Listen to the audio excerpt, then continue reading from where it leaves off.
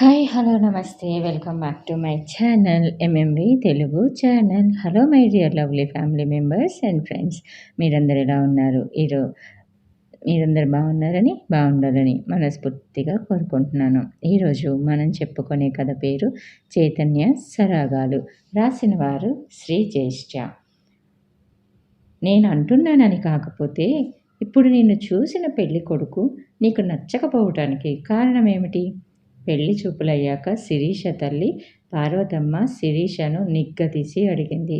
ఏమో నాకు నచ్చలేదు అనేసంది శిరీష. నిక్షేపం లాంటి కుర్రాడే బొంబాయిలో సెంట్రల్ గవర్నమెంట్ జాబ్లో ఉన్నాడు. చూడ్డానికి బాగున్నాడు. ఇలా నచ్చలేదని ప్రతి కుర్రాడిని వద్దంటే మేము నీ పెళ్ళి ఎలా చేయాలి? తల్లి కోపం కొంచెం శృతి మించుతుందని గ్రహించింది శిరీష. అది కాదమ్మా, ఆ కుర్రాడిలో లోటేం లేదు. కానీ అతనిలో చలాకీతనం లేదు, హుషారు లేదు. ఆ వయసు కుర్రవాళ్లలో ముఖంలో ఉండాల్సిన దుడుకుతనం నాకు కనిపించడం లేదు అనేసి అంది. వాళ్ళ అమ్మా నాన్న చెప్పిన ప్రతిదానికి తల ఊపుతున్నాడు. అసలు అతను కళ్ళెత్తి నన్ను చూసిందే తక్కువ. అంత స్తబ్దుగా ఉన్న కుర్రాన్ని చేసుకొని నేనేం సుఖపడగలనంటావు అని అడిగింది తల్లిని. ఏమో తల్లి, నీ వితండవాదన నాకు అర్థం కాదు. ఇంక నీకు సంబంధాలు చూడడం మా వల్ల కాదు అంటూ తల్లి రుసరుసలాడుతూ లోపలికి వెళ్ళిపోయింది. శిరీష మాట్లాడకుండా ఏదో ఆలోచిస్తూ పెరటి వైపుకు నడిచింది. అక్కడ పొడవాటి మెట్లు 2 కట్టి ఉన్నాయి. ఆ మెట్ల మీద రోజు సాయంత్రం 5:30 నుంచి 7 వరకు కూర్చుంటుంది శిరీష. తోట నిండా చెట్లు, పెరట్లో పూల మొక్కలు చాలా ఆహ్లాదకరంగా కనిపిస్తూ ఉంటాయి. అక్కడ నుండి ఆమె తప్పించి సాధారణంగా ఇంకెవ్వరూ ఆ తోట వైపు రారు. ఆ వాతావరణాన్ని చూస్తే శిరీషలో చైతన్యం వెల్లివిరుస్తుంది. అసలు తనకి పెళ్లి కొడుకు ముఖంలో కనిపించాలి అనుకునేది కొంత కొంటెతనం, చిలిపితనం. ఇంతవరకు తనని చూసిన పెళ్లి కొడుకుల్లో ఎవరిలోనూ అవి కనిపించలేదు. శిరీష కూర్చునే మెట్టుకి వెనకాల దూరంగా ఒక చిన్న గది ఉంటుంది. అందులో శిరీష కజిన్ సిస్టరు 12 ఏళ్ల అమ్మాయి పరీక్షలకి చదువుకుంటూ ఉంటుంది. ఏమేవ్ పార్వతి, ఎలా ఉన్నావు? గట్టిగా పిలుస్తూ కాంతం లోపలికి అడుగుపెట్టింది. కాంతం వెనకాల ఆమె మొగుడు, అతని వెనకాల ఒక 25 ఏళ్ల కుర్రాడు లోపలికి వచ్చారు. కాంతం మొగుడు పార్వతమ్మకి కజిన్ బ్రదర్ అవుతాడు. ఓహో, ఎన్నాళ్ళకి రావటం? ఇన్నేళ్ల తర్వాత మీకు మళ్ళీ ఇండియా వద్దామని బుద్ధి పుట్టిందా అంటూ పార్వతమ్మ కాంతాన్ని ఆప్యాయంగా కౌగిలించుకొని కూర్చోరా అని అన్నయ్యకు కుర్చీ చూపించింది. ఇతనెవరు అడిగింది పార్వతమ్మ ఆ అబ్బాయిని చూపించి. పెళ్ళున నవ్వింది కాంతం.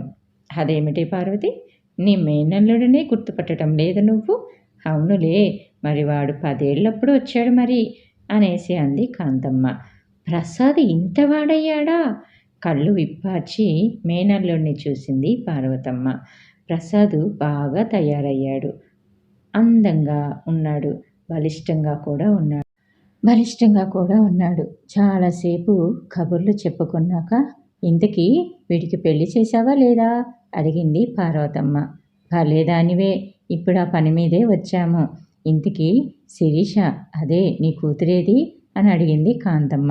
లేదు, ఏదో ఫ్రెండ్స్తో పిక్నిక్ అని 2 రోజులకి వెళ్ళింది అంది పార్వతమ్మ. మరి సంబంధాలు చూస్తున్నావా అని అడిగింది కాంతమ్మ. ఏంటి చూసేది? చూడ్డానికి బంగారు బొమ్మలా ఉంటుంది. ఎంతమందో అడుగుతున్నారు. ఎన్ని సంబంధాలు వచ్చినా కుర్రాడు చలాకీగా లేడు, హుషారుగా లేడు అని తిరక్కొట్టేస్తుంది. దానికి కావాల్సిందేమిటో నాకు అర్థం కావటం లేదు అనేసి అంది పార్వతమ్మ. ప్రసాద్ అక్కడ మూలనున్న టేబుల్ దగ్గరకు వెళ్ళాడు. అక్కడ శిరీషది పెద్ద ఫోటో ఉంది. దాన్ని తదేకంగా 2 నిమిషాలు చూశాడు. వెళ్ళిపోయేటప్పుడు పార్వతమ్మతో అన్నాడు, నువ్వేం దిగులు పడకత్తయ్యా, నేనిప్పుడొచ్చిందే శిరీషను కూడా చూడ్డానికి. ఇంకో నెల రోజుల్లో నేనే శిరీషని పెళ్లి చేసుకొని అమెరికా తీసుకెళ్ళిపోతాను. కానీ ఈ నెల రోజుల్లోనూ నేనెవరో శిరీషకు తెలియకూడదు. నా ప్రస్తావన ఎక్కడా తీసుకురావద్దు. నువ్వే దాన్ని తీసుకురావద్దు అనేసి అన్నాడు.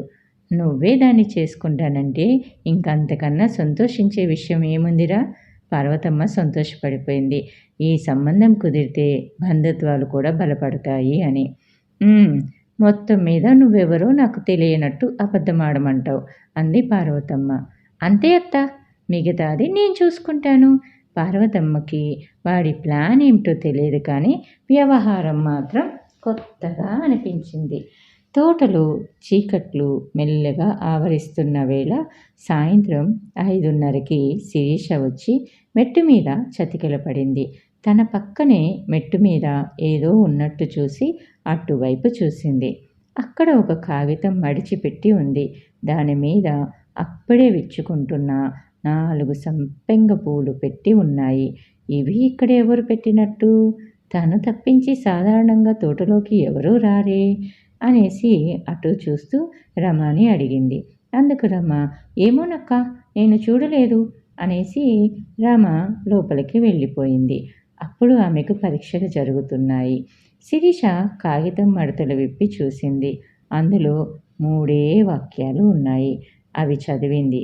శిరీష గారు, నా మనసులో మీ ఒంటి ఛాయ ఎక్కువ, ఈ సంపెంగ పూల ఛాయ ఎక్కువ అనే సందేహం కలిగిందండి. అందుకే వాటిని ఇక్కడ ఉంచుతున్నాను. ఒక్కసారి మీ ఒంటి మీద పెట్టుకొని ఏది ఎక్కువ ఛాయో నాకు తర్వాత తెలియపరుస్తారు కదూ. ఇట్లు చైతన్య అనేసి ఉంది ఆ పేపర్లో. కాసేపు శిరీష కళ్ళు కోపంతో ఎర్రపడ్డాయి. ఆలోచించసాగింది. ఎవరి చైతన్య? అతనికింత సాహసం ఎలా వచ్చింది? అసలు అతనికి తన పేరు ఎలా తెలిసింది? ఎంతసేపు ఆలోచించినా కానీ ఆమెకి ఆ విషయం అర్థం కాలేదు. తర్వాత ఆ సంపెంగ పూలని చేతిలోకి తీసుకుని వాటిని అటు ఇటు కాసేపు తిప్పింది. ఆమెకి సందేహం కలిగింది. ఆ పూలు ఒంటి మీద పెట్టుకొని చూసింది. పోలిక బాగానే ఉంది. అవి మంచి సువాసన కూడా వెదజల్లుతున్నాయి. పారేయాలని అనిపించలేదు. ఒక 2 తల్లో పెట్టుకొని మిగతావి చేతిలో పట్టుకొని లోపలికి నడిచింది. మొత్తం మీద ఆ సంఘటన శిరీషలో కొంత చైతన్యం కలుగచేసింది. ఒక కుర్రాడిలో కొంత చిలిపితనం చూడడం ఆమెకది మొదటిసారి. ఆ తర్వాత 2 రోజులు శిరీషకు మళ్ళీ ఏ కాగితం కనిపించలేదు. ఎందుకో మనసులో కొంత నిరుత్సాహం కలిగింది ఆమెలో. అయితే 3వ రోజు మళ్ళీ కాగితం ప్రత్యక్షమైంది. ఆ కాగితం మీద 4 తామర పువ్వులు పొడవాటి కాడలతో అందంగా కనిపించాయి. కాగితం తీసి చదివింది. మీ పాదాల రంగు తామర పువ్వుల రంగు ఒక్కటే అని నా అభిప్రాయం. దయచేసి వాటిని మీ పాదాల మీద పెట్టుకొని ఏ విషయమో నాకు తర్వాత తెలియపరుస్తారు కదూ. చైతన్య. అలా దాదాపు 1 నెల గడిచింది. ఆ నెలలో మళ్ళీ 2 సార్లు కాగితాలు కనిపించాయి. ఒక కాగితం మీద 2 చేప బొమ్మలు ఉన్నాయి. కళ్ళతో పోల్చుకోమని రాశాడు. మరో కాగితంలో పైన 2 ఎర్రటి దొండపళ్ళు పెట్టి పెదమలతో పోల్చుకోమని రాశాడు. అబ్బా, ఎవడి చైతన్య? ఇది చూస్తుంటే ఆకతాయి వ్యవహారంలా అనిపించడం లేదు శిరీషకి. 1-2 సార్లు చెల్లెలి గదిలో పక్క కిటికీ దగ్గర మాటు వేసి అతన్ని పట్టుకుందామని ప్రయత్నించింది. కానీ సాధ్యపడలేదు. ఈ వర్ణనలతో అతను తన మనసులో తిష్ట వేద్దామని ప్రయత్నిస్తున్నాడా? పట్టుకుందామంటే దొరకటం లేదు. పట్టుకుంటే బుద్ధి చెప్పొచ్చు అని అనుకుంటుంది శిరీష. ఒకసారి పార్వతమ్మ బంధువుల అమ్మాయి పెళ్లి జరుగుతుంది. పార్వతమ్మ శిరీషను తీసుకొని పెళ్లికి వెళ్ళింది. ఆ పెళ్లికి కాంతం ఫ్యామిలీ కూడా రావాల్సిందే. బంధుత్వం మూలాన పెళ్లి మండపం దివ్యమానంగా వెలిగిపోతుంది. పెళ్లి కూతురి పక్కనే శిరీష అందంగా అలంకరించుకొని అప్సరసలా కనిపిస్తుంది. అందరి చూపులు శిరీష మీదే. అయితే అంత హడావుడిలోనూ ఎవరో ఒక యువకుడు తదేకంగా గమనిస్తున్నాడని తెలుసుకోవటానికి శిరీషకి అట్టే సమయం పట్టలేదు.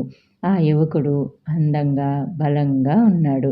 హుందాగా తిరుగుతున్నాడు. అయితే అతని చూపులు శిరీష ఎటు వెళితే అటు వెళ్తున్నాయి. శిరీష అతన్ని పిలిచి మందలిద్దాము అని అనుకుంది. కానీ పెళ్ళిలో ఇలాంటివి సహజమే అని సరిపెట్టుకుంది. కొంపదీసి తను చైతన్య కాడు కదా! ఎందుకో అతడే చైతన్య అయితే బాగుండునని ఆమెకి మనసులో అనిపించింది. సాయంత్రం పెళ్ళి ముగిశాక అందరూ ఎవరిళ్లకు వాళ్ళు వెళ్ళిపోతున్నారు. పార్వతమ్మ అందరికీ తాంబూలాలు ఇస్తుంది.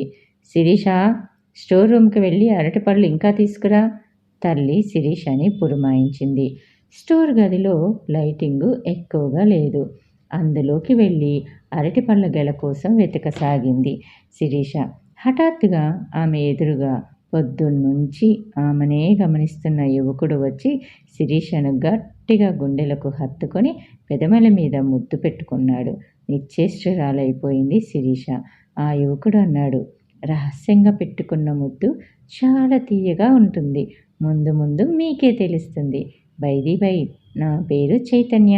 మళ్ళీ కలుసుకుందాం అని గబగబా బయటికి వెళ్ళిపోయాడు. మ్రాన్ పడిపోయింది శిరీష. ఈ చైతన్యకెంత ధైర్యం! ఇప్పుడు తనేం చేయాలి? ఏం చెయ్యలేనని తెలిసే ఇలా చేశాడు. ఎలాగైనా ఇతనిలో చలాకీతనం చాలా పాళ్ళు ఎక్కువైనట్టుంది. సమయం చూసి బుద్ధి చెప్పాలి. మాట్లాడకుండా బయటికి వచ్చేసింది. చైతన్య అంటే ఇతనా? మనిషి అందంగానే ఉన్నాడు. కానీ దూకుడుతనం ఎక్కువ. మంచి ఉద్యోగంలో ఉండి మంచి కుటుంబం అయితే అన్నీ కుదిరితే తను ఇతన్నే ఎందుకు చేసుకోకూడదు? శిరీషలో ఆలోచనలు బయలుదేరాయి. మర్నాటి సాయంత్రం మళ్ళీ మెట్టు మీద శిరీషకు ఒక కాగితం కనిపించింది. అందులో రాసి ఉంది, నేను అమెరికాలో సాఫ్ట్వేర్ కంపెనీలో పనిచేస్తున్నాను. ఇంకో నెలలో మిమ్మల్ని పెళ్లి చేసుకుని అమెరికా తీసుకెళ్ళిపోవాలి. ఈ శుక్రవారం మీ ఇంటికి మాట్లాడడానికి వస్తున్నాను అని ఉంది ఆ కాగితంలో. శిరీషకి అంతా అయోమయంగా ఉంది. విచిత్రంగానూ ఉంది. అన్నీ తనే చేసేస్తున్నాడు. తను కాదంటే కానీ కాదనే పరిస్థితిలో శిరీష లేదు.